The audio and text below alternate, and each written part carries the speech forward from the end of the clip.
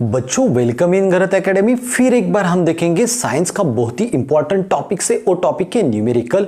बहुत सारे बच्चे न्यूमेरिकल्स के लिए डरते हैं, डरने की कोई भी बात नहीं, बहुत सिंपल है। सिंपल तरीके से हम पूरे के पूरे न्यूमेरिकल्स देखेंगे। 9th स्टैंडर्ड के बहुत सारे इंपॉर्टेंट न्यूमेरिकल्स है, बहुत सिंपल है, डरना नहीं, आउट ऑफ मार्क्स हम लाएंगे। तो चलो हम देखेंगे पहला न्यूमेरिकल्स।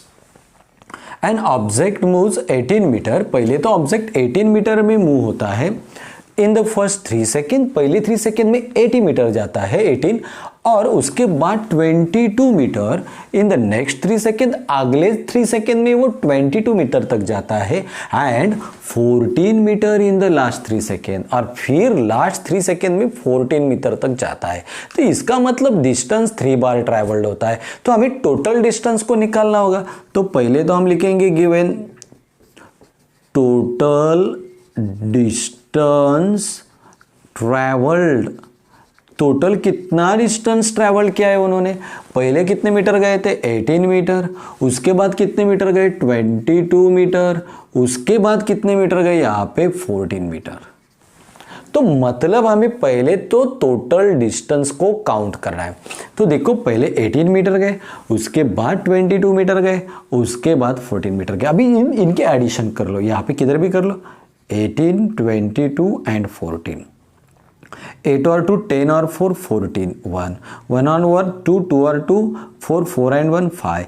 तो टोटल डिस्टेंस 54 मीटर तक वो ऑब्जेक्ट गई थी। तो टोटल डिस्टेंस निकाला। उसी तरह से टोटल टाइम भी लेंगे हम। टोटल टाइम टेकन, तो कितना वक्त लगा उनको। देखो पहले 18 मीटर के लिए यहाँ पे 3 सेकेंड लगा उनको, फिर 22 मीटर के लिए फिर 3 सेकेंड लगे, और फिर 14 मीटर के लिए भी 3 सेकेंड लगे। तो उन सबको ऐड कर दो। पहले के लिए 3 सेकेंड लगे 18 मीटर के लिए, 22 मीटर के लिए भी 3 सेकेंड लगे, और 14 मीटर के लिए भी 3 सेकेंड लगे। 3 3 3 कितने हो गए 9 मीटर। सो 9 सेकेंड्स। कितने लगे उनको सेकेंड्स 9 सेकेंड लगे। तो ये हमें एग्जाम्पल में जो दे के रखा था वो हमने गिवन में लिख के लिया। अभी हम टू फाइंड, हमें क्या ढूंढना है बच्चों इसमें, ये देखो पढ़ो, what is it's average speed. तो हमें क्या ढूंढना है, एवरेज स्पीड। तो ये हमें यहाँ पे लिख के लेना है। अब हमें क्या लिखना है, गिवन लिखा, टू फाइंड लिखा। अभी हम लिखेंगे फॉर्मूला। तो देखो किस फॉर्मूले का हम इस्तेमाल करेंगे इसमें। सो एवरेज स्पीड, एवरेज स्पीड का क्या फॉर्मूला है ये आपको बाइट करना है सिर्फ। Average speed is equal to total distance travelled upon total time taken. So object कितना डिस्टेंस ट्रैवल करती है टोटल, वो उसके बाद टोटल टाइम टेकन कितना वक्त लगता है उसको। तो ये formula average speed is equal to total distance travelled upon total time taken, यही आपको बाइट करना है, बाकी कुछ नहीं। तो चलो अभी हम सॉल्व करेंगे एग्जांपल को। क्या करना है बच्चों, सिर्फ वैल्यूज को पुटअप करो। टोटल डिस्टेंस ट्रैवल्ड कितना डिस्टेंस, टोटल डिस्टेंस ट्रैवल कितना डिस्टेंस ट्रैवल किया था, तो यहां पे लिखेंगे हम। चलो average speed is equal to, average speed is equal to total distance travel, कितना डिस्टेंस ट्रैवल किया था ऑब्जेक्ट ने 454, और टोटल टाइम टेकन कितना वक्त लगा था, टोटल टाइम 9। सो देखो 9 1 जा 9, 9 6 जा 54। तो इसका आंसर क्या होगा 6। तो therefore average speed is equal to, average speed कितना होगा 6 मीटर पर सेकेंड। तो ये हो गया उसका पूरा का पूरा आंसर। बहुत सिंपल है। पहले इस एग्जाम्पल के गिवन में आपको टोटल डिस्टेंस काउंट करना है, फिर टोटल टाइम भी काउंट करना है, और इस फॉर्मूले में सिर्फ वैल्यूज को पुटअप करना है। तो देखो 18 मीटर 22 मीटर एंड 14 मीटर, इनके एडिशन हो गई 54। फिर टाइम कितना था 3 सेकेंड 3 सेकेंड 3 सेकेंड 9 सेकेंड हो गए। So average speed is equal to total distance travel upon total time taken. Total distance था 54 और टाइम था 9, 9 6 54। तो ये हमें मिला आंसर। बहुत सिंपल है। अभी आपको स्क्रीनशॉट लेना है तो ये नेक्स्ट एग्जांपल को अभी हम सॉल्व करेंगे। सिंपल है, एन ऑब्जेक्ट ऑफ मास, मास देके रखा है तो हम सीधी तरह से लिख के लेते हैं।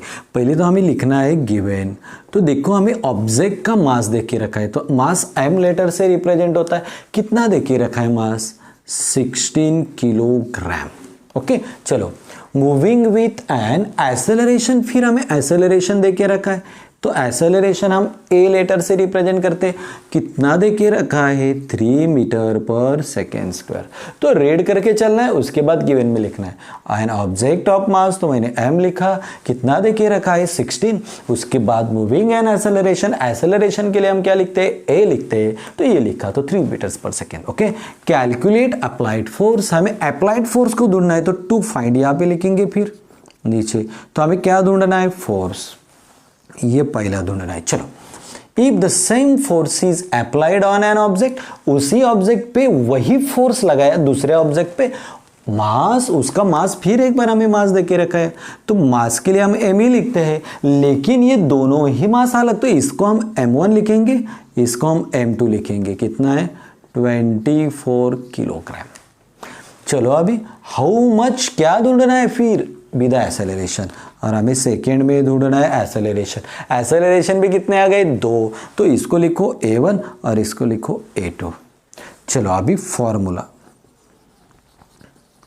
तो ज्यादा सोचना नहीं, आपने पढ़ा है फॉर्मूला कौन सा इस्तेमाल करना है जिसमें फोर्स भी होना चाहिए, मास भी होना चाहिए और एक्सेलरेशन भी होना चाहिए। हमें तो कैलकुलेट क्या ढूंढना है? फोर्स, तो लिखो force is equal to mass into acceleration. Force मतलब मास इनटू एक्सेलरेशन। सीधी तरह से मैंने रीड किया। एन ऑब्जेक्ट ऑफ मास, तो मैंने m लिखा 16, विद एन एक्सेलरेशन तो मैंने a लिखा 3, कैलकुलेट द फोर्स, तो मुझे f ढूंढना है, फोर्स ये लिखा। फिर मैंने पढ़ा if same force is applied, वही फोर्स लगाया ऑन एन ऑब्जेक्ट, दूसरे ऑब्जेक्ट पे लगाया, उसका मास कितना था? 24, तो फिर मास लगा, मैंने m लिखा, लेकिन इसको मैंने m1 लिखा और इसको अभी 2 है तो मैंने m2 लिखा, वो 24। How will be the acceleration, फिर मुझे a को ढूंढना है तो 2 है तो इसको a1 और इसको मैंने a2 लिखा। चलो तो अभी हम सॉल्व करेंगे। तो देखो पहला है तो f1 लिखो, m1 बनाओ और a1 बनाओ। पहला हमें ढूंढना है m1 और a1 हमने लिख के लिखा है तो a से ही 1 से ही बनाएंगे। तो f1 is equal to m1 into a1। तो m1 की वैल्यू कितनी है मेरे पास? 16, और a1 की वैल्यू कितनी है मेरे पास? 3। 16 इंटू 3, 16 3 जा 84, तो F1 is equal to 48 newton. Sorry, कितने न्यूटन होंगे? 48 न्यूटन उसका यूनिट है। कितना सिंपल है, सीधा फॉर्मूले में डालना है, यहाँ पे जंपलिंग मत करो। 2 मास है तो m1 और m2 लिखो, 2 एक्सेलरेशन है तो a1 और a2 लिखो। उसी तरह से 2 फोर्स है, f1 और f2 होगा। फॉर्मूला तो वही है, f into m into a, तो मैंने f1 m1 और a2 बनाया। अब भी मैं क्या करना है, मुझे दूसरा निकालना है ना, वो तो वही फॉर्मूला है, f is equal to m into a। तो अभी फोर्स है ना, वो ये क्या बनेगा? देखो F2, तो ये भी M2 होगा और ये भी A2 बनेगा, तो यह हमें करके लेना है। तो फोर्स तो उन्होंने क्या कहा, देखो सेम फोर्स इज अप्लाइड, वही फोर्स लगाया। फोर्स कितना आ गया? 48, तो इसके जगह 48 लिखो, वही फोर्स अप्लाइड किया है जो होता है, तो सेम फोर्स इज अप्लाइड, तो मैंने 48 लिखा। अभी M2 की वैल्यू कितनी है मेरे पास? 24 इंटू, इसको तो मुझे ढूंढना है एक्सेलरेशन को, तो इसको ढूंढना है, इसको जगह पे ही रखो, ये मल्टीप्लाइड है, यहाँ आने के बाद डिवाइड होगा, तो 24 बन जा 24 एंड 24 2 जा 48, तो इसका 2 से डिवाइड होगा तो 2, तो एक्सेलरेशन कितना मिलेगा? 2 मीटर पर सेकेंड स्क्वायर। तो इतना सिंपल, ए भी न्यूमेरिकल है, ज़्यादा सोचना नहीं, वही formula F is equal to m into a. अब भी आपको स्क्रीनशॉट लेना है तो आप ले सकते हो।